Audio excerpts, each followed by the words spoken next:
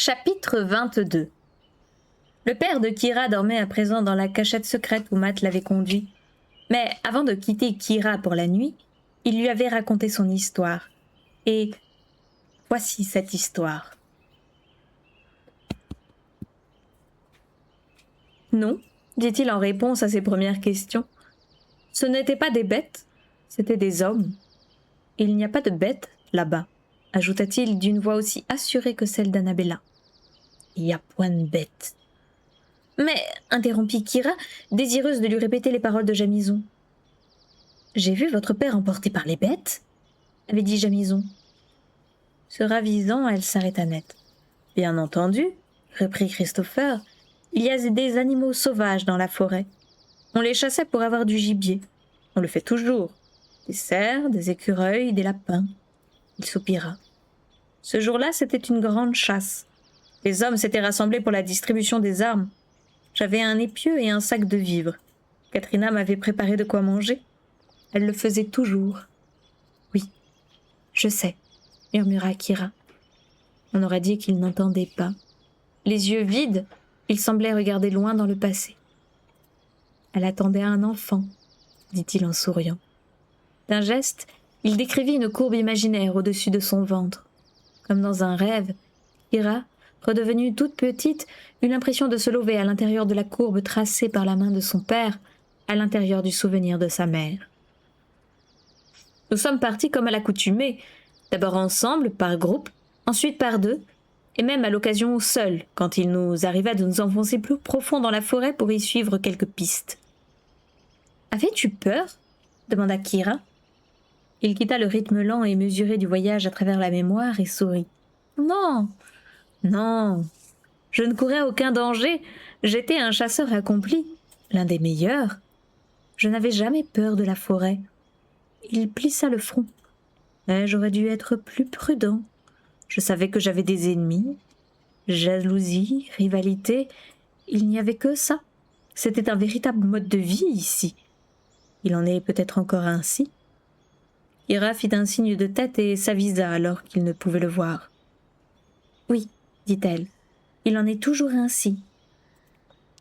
Je devais être nommé sous peu membre du Conseil des Seigneurs, poursuivit-il. C'était une charge importante qui conférait beaucoup de pouvoir. D'autres voulaient le poste. Je suppose que c'était ça. Qui sait? Au village, l'hostilité était la règle. Des mots durs, toujours. Je n'ai pas réfléchi à ça depuis longtemps, mais à présent je me souviens de discussions vives, d'un climat de colère, même ce matin-là quand on distribuait les armes.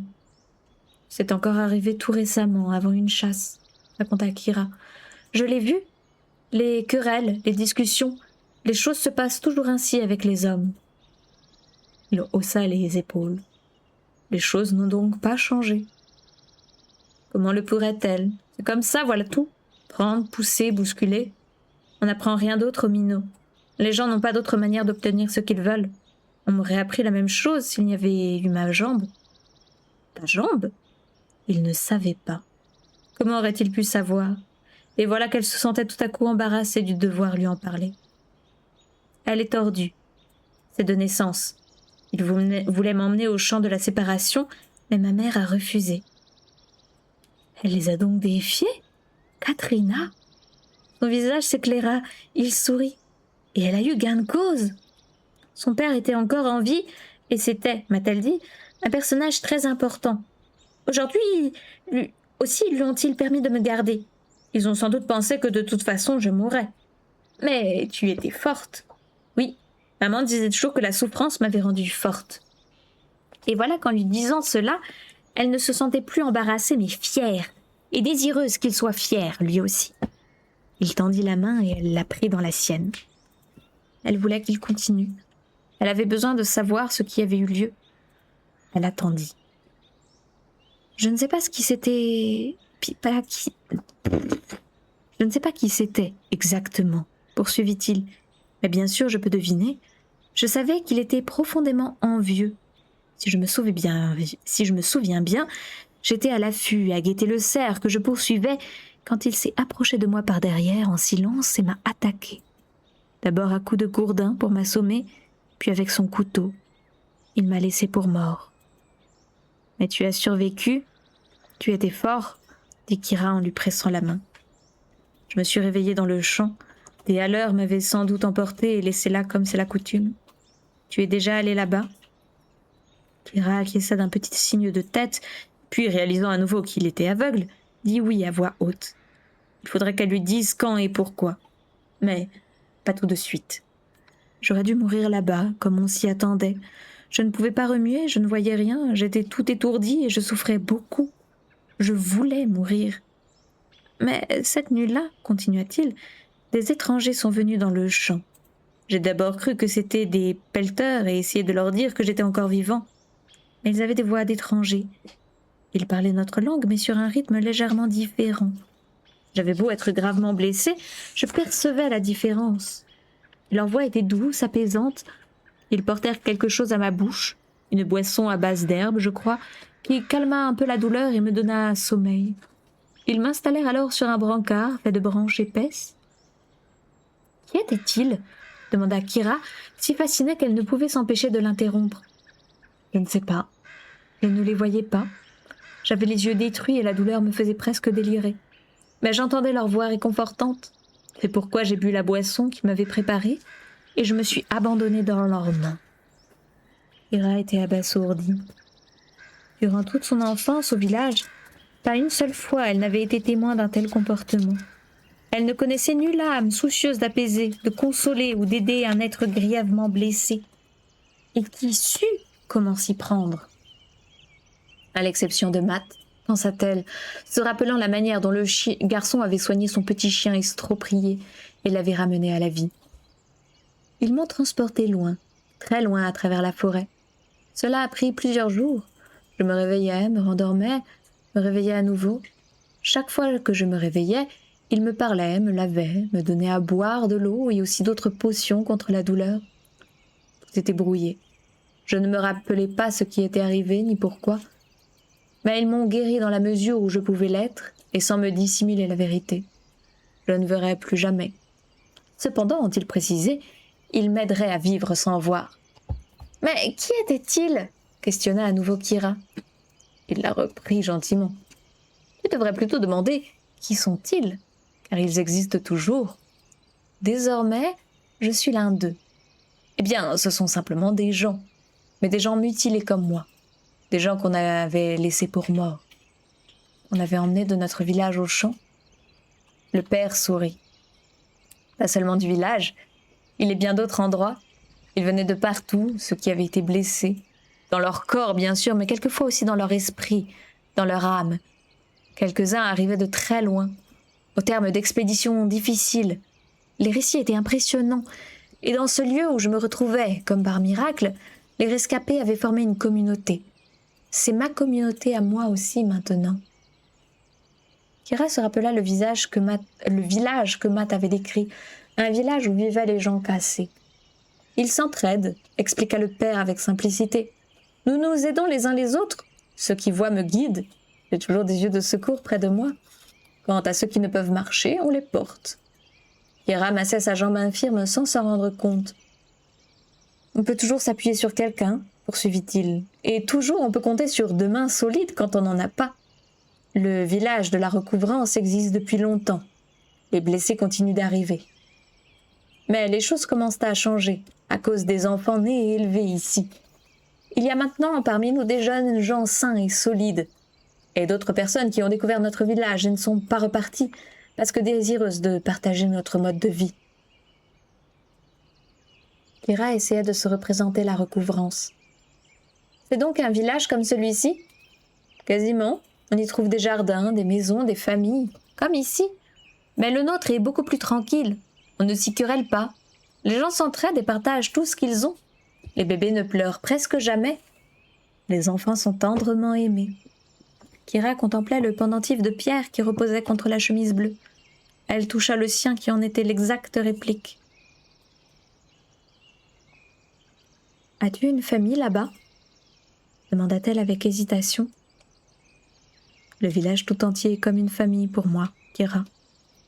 Mais je n'ai ni femme, ni enfant, si c'est ça que tu veux dire. »« Oui, J'ai laissé ma famille ici. Katrina et le bébé sur le point de naître.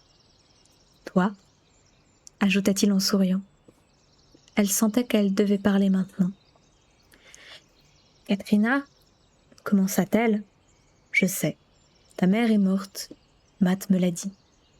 Kira hocha la tête. Pour la première fois depuis des mois, elle se mit à pleurer sur elle-même et sur tout ce qu'elle avait perdu. Elle n'avait pas versé une seule larme à la mort de sa mère. Elle s'était fait violence pour être forte, prendre une décision et s'y tenir. Et voilà que des larmes brûlantes souillaient son visage. Elle dut le couvrir de ses mains. Elle était secouée de sanglots convulsifs. Christopher lui ouvrit tout grand les bras, mais elle se détourna. « Pourquoi n'es-tu pas revenue ?» finit-elle par demander en hoquetant, tandis qu'elle essayait en vain de maîtriser ses pleurs. Elle regarda à travers l'écran qu'elle s'était fait de ses mains et vit que la question lui avait fait mal. « Pendant très longtemps, dit-il enfin, j'ai été incapable de me rappeler quoi que ce soit. Les coups que j'avais reçus à la tête n'avaient pas réussi à me tuer, mais ils m'avaient fait perdre la mémoire. Qui étais-je? Pourquoi étais-je là? Ma femme? Ma maison? J'avais tout oublié. Puis, très lentement, au fur et à mesure que je guérissais, ma mémoire commença à revenir. Petit à petit, je me remémorais le passé par bribes. La voix de ta maman, une chanson qu'elle chantait. La nuit vient et les couleurs s'évanouissent, le ciel pâlit, car le bleu ne saurait durer. Kira tressaillit en entendant la vieille berceuse si familière. Elle chantonna les paroles avec lui. « Moi aussi, je m'en souviens, » murmura-t-elle. Peu à peu donc, tous mes souvenirs sont revenus, mais je ne pouvais pas rentrer à la maison. J'aurais été incapable de retrouver mon chemin. J'étais aveugle et très affaiblie. Et à supposer que j'ai réussi à regagner le village, j'y aurais trouvé la mort. En effet, ceux qui avaient souhaité ma mort étaient toujours en vie. Alors je suis restée.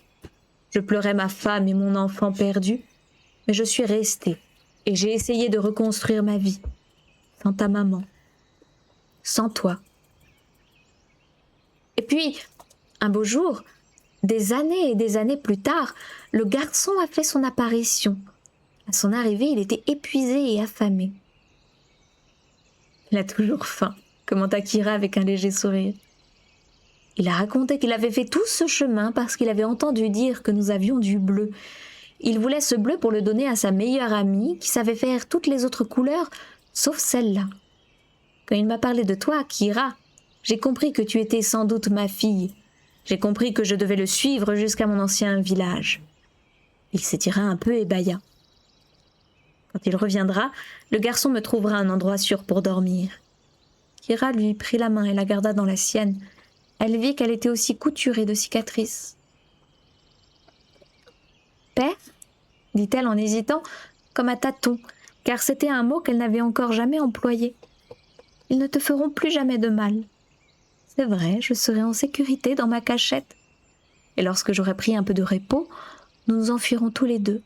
Le garçon nous aidera à emballer des vivres pour la route. Pendant le voyage, tu seras mes yeux et je serai tes jambes. De solides jambes sur lesquelles tu pourras compter. »« Non, père !» dit Kira à présent tout excitée. « Regarde !» Bah non, il est aveugle. D'un geste, elle indiqua la pièce confortable pour s'interrompre presque aussitôt. Embarrassée. « Je suis désolée. Je sais que tu ne vois pas, mais tu peux sentir à quel point elle est confortable. Il y a d'autres pièces identiques de chaque côté du couloir. Elles sont toutes vides à l'exception de celle que nous occupons, Thomas et moi. On peut en préparer une pour toi ? » ?»« Non, » dit-il en secouant la tête. « Tu ne comprends pas, père, parce que tu n'as jamais vécu ici, mais j'ai une fonction privilégiée dans le village. Pour cette raison, j'ai un interlocuteur privilégié au sein du Conseil des Seigneurs. C'est un ami. Il m'a sauvé la vie. Et il veille sur moi. Oh, c'est très difficile à expliquer et je sais que tu es fatigué. Mais vois-tu, père, il n'y a pas très longtemps, ma vie a été en danger. Une nommée Vandara voulait que l'on m'emmène dans le champ. Un procès a eu lieu et... »« Vandara ? Je me souviens d'elle, c'est la femme à la cicatrice. »« Oui, c'est elle. »« Ah, sa blessure. Quelle chose terrible. Je me rappelle quand c'est arrivé. En tombant sur un rocher très pointu, elle s'était entaillé le menton et le cou. Son fils était selon elle responsable de l'accident. Il avait glissé sur des rochers mouillés, et s'était accroché à sa jupe, provoquant sa chute. Mais je croyais... Ce n'était qu'un petit minot, mais elle l'a rendu responsable de l'accident. Plus tard, quand il est mort, empoisonné par le laurier rose, les gens se sont posé des questions. Certains l'ont soupçonné. Il s'interrompit et soupira. Mais il n'y avait aucune preuve de sa culpabilité. Il n'empêche que c'était une femme cruelle, ajouta Christopher. Tu dis qu'elle s'en est prise à toi, et qu'il y eut un procès. Oui, mais j'ai été autorisée à y assister. On m'a même donné une place d'honneur. J'avais, parmi les membres du Conseil des Seigneurs, un défenseur qui s'appelait Jamison. Désormais, il veille sur moi, père, et supervise mon travail. Je sais qu'il va te trouver un lieu de repos. Et Kyra pressa la main de son père en songeant à l'avenir commun qui les attendait. Mais ce fut comme si l'air de la pièce avait brusquement changé. Les rides du visage de son père se creusèrent, la main qu'elle tenait se raidit, puis se retira. « Ton défenseur, Jamison », dit Christopher qui toucha à nouveau les cicatrices de son visage. « C'est exact. Il a effectivement tenté jadis de me trouver un lieu de repos. Jamison est l'homme qui a essayé de me tuer. »